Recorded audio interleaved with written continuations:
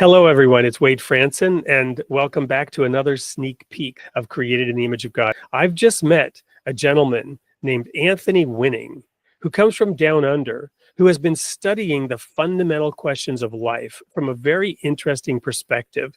And I'm so excited that I've instantly decided, yes, we're going to have him on the show and have him on soon. So, Anthony, welcome to the studio. Tell us what caused you to study the fundamental questions of life? Well, first of all, thanks for having me, Wade.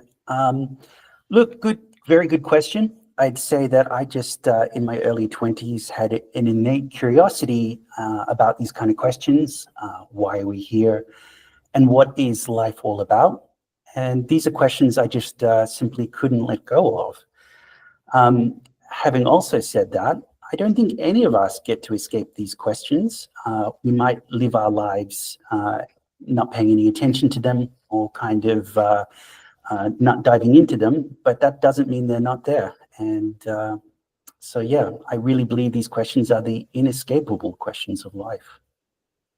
Well, I think a lot of the people in the audience for this show are those who do get off the mental couch and do ask those questions and do want answers. And I believe, from what I know of you, that they're going to get some really helpful insights. So what intrigued me immediately was the fact that, yes, there is this conflict that is supposedly there between religion and science. And you have the four horsemen of the apocalypse, Sam Harris and the other three militant atheists.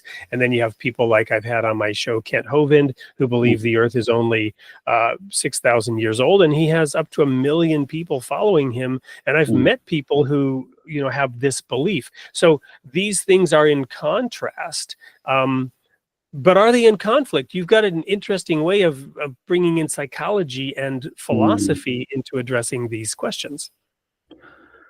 Yes, well, it's been interesting sort of looking at that relationship between religion and science. And just on a very human level, we do seem to be quite fascinated by conflict. It definitely grabs our attention. So I think in terms of, if you look at the narrative in society of religion and science are in conflict, it probably grabs more attention than it actually deserves. I don't think it's really the case for many theologians and people who are following religion.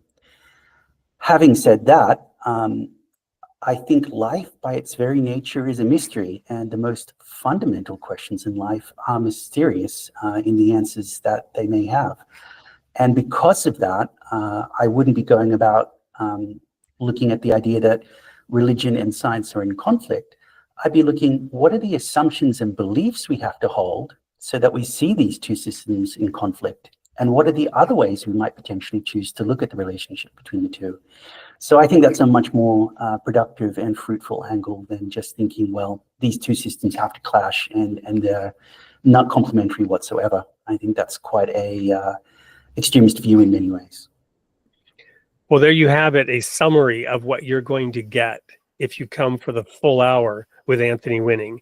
And it's a fitting introduction to the rebranding that I've pre-announced for next year, where we're going to look more carefully at the independent investigation of reality versus just receiving the stories that we're told and believing perhaps some of the perspectives that put us in conflict with each other and therefore end up in less fruitful progress for us as individuals and as a society. So we're very excited with Anthony Winning.